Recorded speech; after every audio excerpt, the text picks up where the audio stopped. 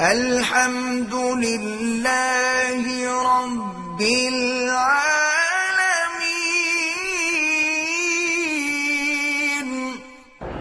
بہرحال حضرت حسین کا غم کس کو نہیں ہے؟ ہر مسلمان کو غم ہے۔ آنسو بہانا جائز ہے، ماتم کرنا حرام ہے۔ حضرت علی نے کربلا جانے سے کیوں نہیں روکا؟ حضرت علی تو فوت ہو چکے تھے، کیسے روکتے؟ میں مدینے سے واپسی پر اپنے والد کے لیے عمرہ کر سکتا ہوں، کر سکتے ہیں۔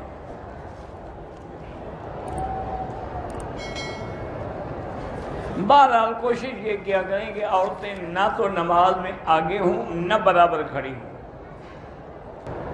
اگر شوہر نے 2 طلاقیں دی ہیں تو اس سے آپ شادی کر سکتے ہیں۔ اگر پہلے کوئی گناہ تھا دونوں توبہ کریں۔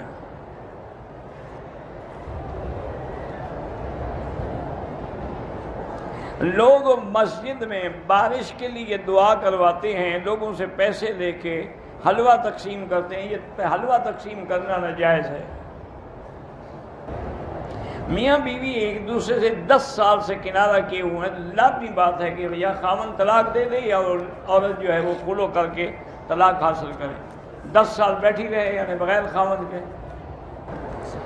امام اگر جرابوں پہ مسح کرتا ہے تو حنفی مسلک میں اس کے پیچھے نماز نہیں ہوتی۔ حنفی مسلک میں مسح جائز ہے، لیکن شرط یہ ہے کہ المسح علی الخفین یعنی وہ چمڑے کے موزے ہوں۔ فرض نماز کی قضا باقی ہے، نفل بھی قبول ہوتی ہے، تہجد بھی ہوتی ہے، لیکن فرض قضا پڑھتے رہیں۔